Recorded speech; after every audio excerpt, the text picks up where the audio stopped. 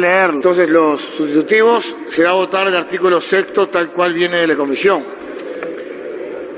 Le pedimos, por favor, a los legisladores entonces que tomen asiento. Les agradecemos para hacer el conteo. En consideración, los que estén por la afirmativa, así vas a indicarlo.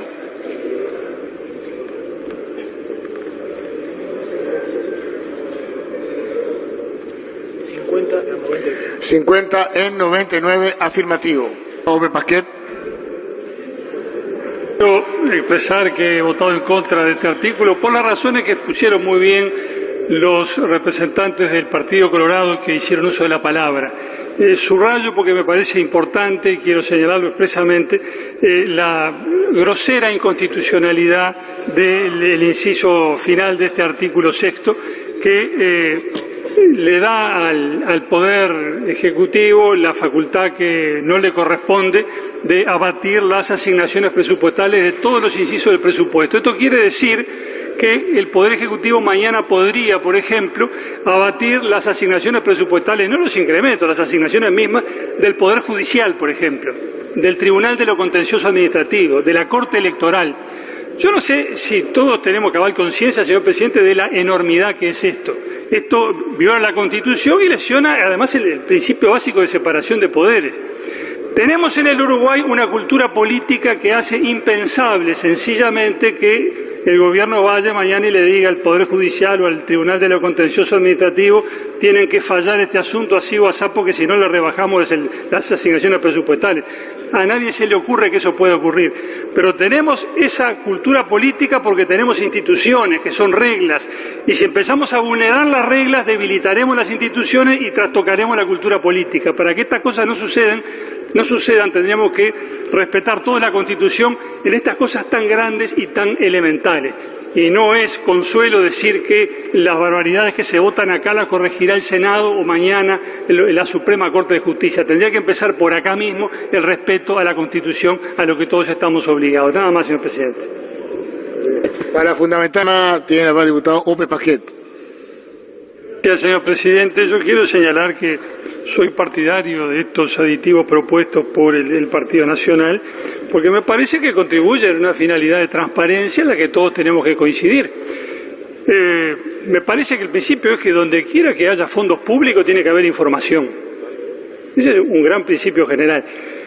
Por lo menos que haya información. Después veremos si es posible, si es pertinente, si es necesario establecer alguna forma de control que vaya más allá de la mera información.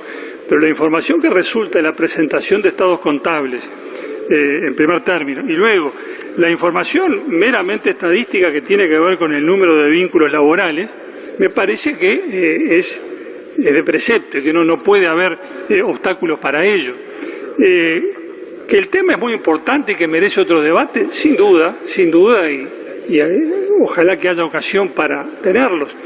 Que la formulación legislativa podría ser, no sé, más precisa o más detallada o más abarcativa también, pero recordemos aquello de que lo mejor suele ser enemigo de lo bueno. Acá se nos propuso hace poco por el Partido Nacional la creación de una comisión especial para abordar estos temas y la propuesta no tuvo andamiento, desgraciadamente, porque el oficialismo no la votó. Ahora tenemos la ocasión de avanzar prudentemente, diría yo, modestamente en estos temas, requiriendo simplemente la presentación de información.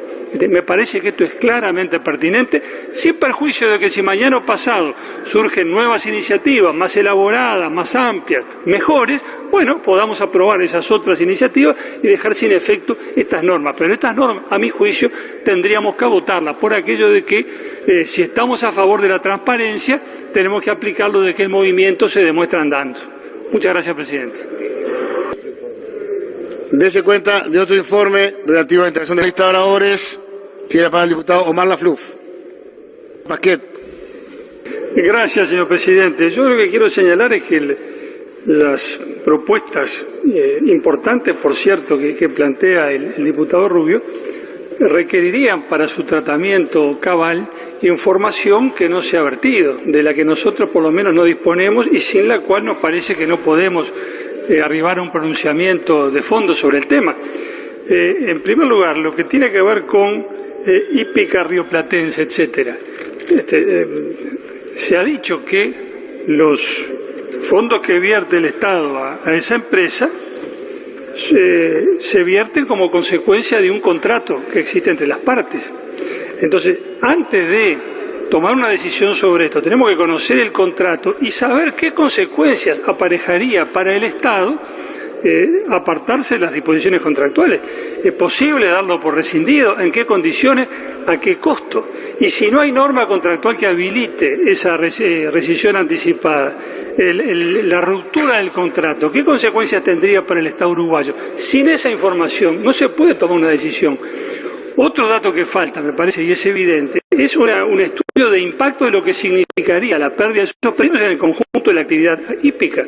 Se sostiene que podría afectarla seriamente y que de esa manera se afectaría a las decenas de miles de personas que viven de su trabajo en relación con la actividad hípica.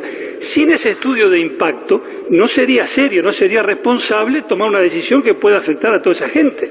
Entonces me parece que es claro que faltan datos para tomar una decisión sobre esto en esta rendición de cuentas. Es un tema para tratarlo de otra manera, en otra ocasión, con otros estudios que me parece que son absolutamente indispensables. Y otro tanto digo de la propuesta del señor diputado Rubio que obra en la hoja número 23, es decir, la que crea esta tasa de control a las mercaderías en tránsito. Sin ser experto en el tema ni mucho menos, pero sé, como sabemos muchos aquí, que más o menos la mitad de los contenedores que pasan por el puerto de Montevideo pasan en tránsito. ¿Qué impacto podría tener sobre ese comercio que es tan importante para Montevideo, que ha sido históricamente tan importante para Montevideo, aplicar esta tasa de control? Porque estas cosas no tienen consecuencias. Hay disposiciones que mejoran la competitividad de nuestros puertos y otros que la complican.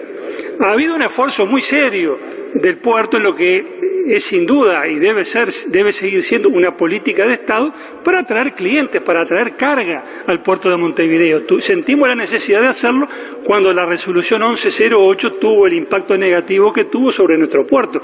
Esa resolución 1108 del gobierno argentino ya no existe, pero Montevideo tiene que seguir compitiendo, tiene que seguir atrayendo cargas, porque dentro de poco va a haber otro puerto en La Plata, para el cual sí está trabajando muy seriamente este gobierno argentino, que va a competir con el nuestro. Entonces no podemos perder de vista esto a la hora de tomar estas decisiones. ¿Qué estudios de impacto hay sobre las consecuencias que podría tener esta tasa sobre la actividad del puerto de Montevideo, que para nosotros es uno de los ejes, no ya de la actividad económica, sino de la independencia del Uruguay vista históricamente? ¿Qué impacto podría tener esta tasa? Si no tenemos un estudio a cabalidad sobre ese punto, no podemos pronunciarnos. Y a falta de estos elementos, señor presidente, vamos a votar negativamente por esas razones estos aditivos. En cosa, diputado Ope Pasquet.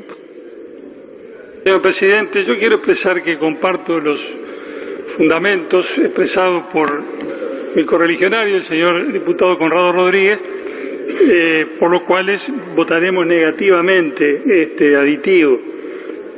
No se me escapan las múltiples razones que fueron certeramente señaladas por el proponente, por quienes respaldan este planteo, en el sentido de que es una inversión necesaria, esa de la que se trata, que Montevideo reclama un tipo de obra de las características que se supone que puede tener, todas las razones por las cuales, en fin, podría ser de interés un proyecto de esta naturaleza.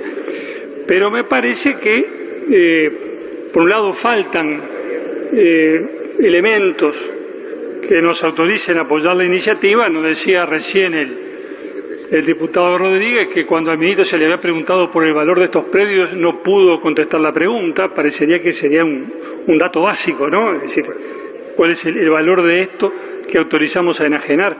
Y por otro lado hay antecedentes que me parece que son insoslayables y que recomiendan que actuemos con la mayor prudencia.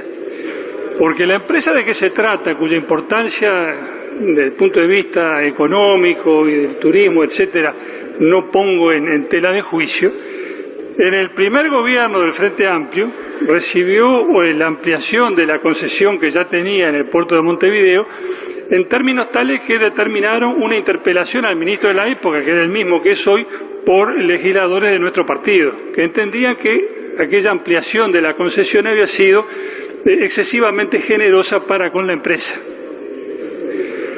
Y posteriormente, el titular de esa empresa, en época bien reciente, por cierto, tuvo una actuación de suma relevancia en un episodio como el que tiene que ver con Plune, la subasta de sus aviones, etcétera, que todos recordamos.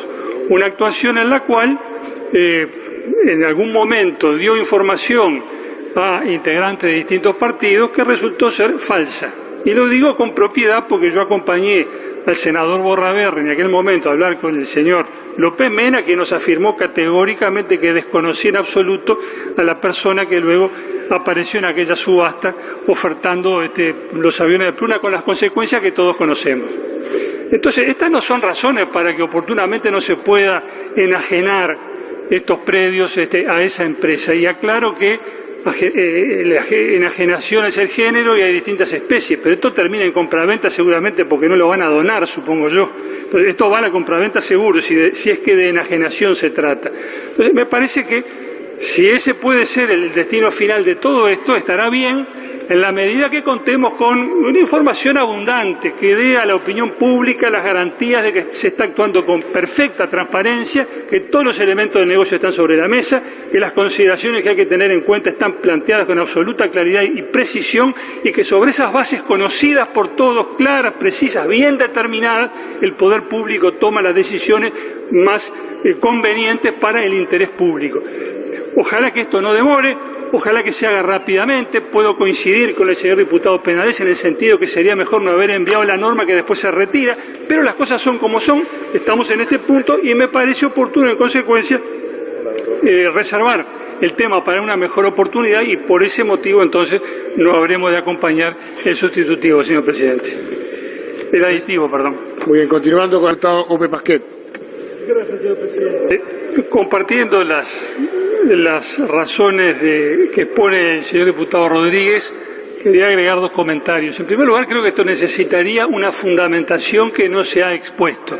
Si se va a cambiar la organización que tiene el registro del Estado Civil de las personas en el Uruguay desde hace muchísimo tiempo, desde 1880 y tantos, 85 si no recuerdo mal, corresponde explicar qué es lo que está funcionando mal, cuáles son las razones que llevan al Poder Ejecutivo a hacer esta propuesta y por qué se entiende pertinente aceptarla. Esa argumentación no se ha producido y no podemos aceptar estos cambios si no se justifican, si no se explica su porqué. Me parece elemental. Y en segundo lugar señalo que no me tranquiliza la forma en que pueden interpretarse conjuntamente los artículos 78 y 79, porque de acuerdo con el artículo 78 pareciera que la actuación de estos nuevos oficiales del Estado Civil se limitaría a lo que tiene que ver con inscripción de nacimientos y reconocimientos. Sin embargo, en el artículo 79, el segundo inciso, se dice que el traspaso de competencia de los jueces de paz a estos funcionarios se realizará en forma progresiva y lo será del registro de hechos y actos relativos al estado civil de las personas de acuerdo a las necesidades de la Administración. Es decir, no se remite a los hechos o actos referidos en el artículo anterior, en el 78, sino que utiliza esta fórmula genérica que quizás pueda dar lugar a una interpretación según la cual otros hechos y otros actos, no solamente el nacimiento y el reconocimiento, pueden ser confiados también a otros funcionarios que no a los de la Dirección del Registro del Estado Civil. Entonces, puede ocurrir que mañana, interpretando este artículo 79, nos digan que los matrimonios también pueden ser hechos por otros funcionarios. Y creo que ahí empezamos a recorrer un camino que no sería bueno, porque sabemos que hay quienes reclaman, por ejemplo, que esta función se privatice y se permita que sean los escribanos los que mañana hagan los matrimonios, celebren los matrimonios. Me parece que no podemos internarnos por este camino si no se nos dan explicaciones más, no diré más completas porque no hemos recibido ninguna, pero si no se dan las explicaciones del caso. Un distinguidísimo legislador nacionalista de principios del siglo XX, el doctor Martín C. Martínez, decía que la oposición está acá para desconfiar. Bueno, yo desconfío. La fórmula de este artículo 79 me genera suspicacia. Y en estas condiciones, señor presidente, vamos a votar negativamente estos artículos. Muy bien.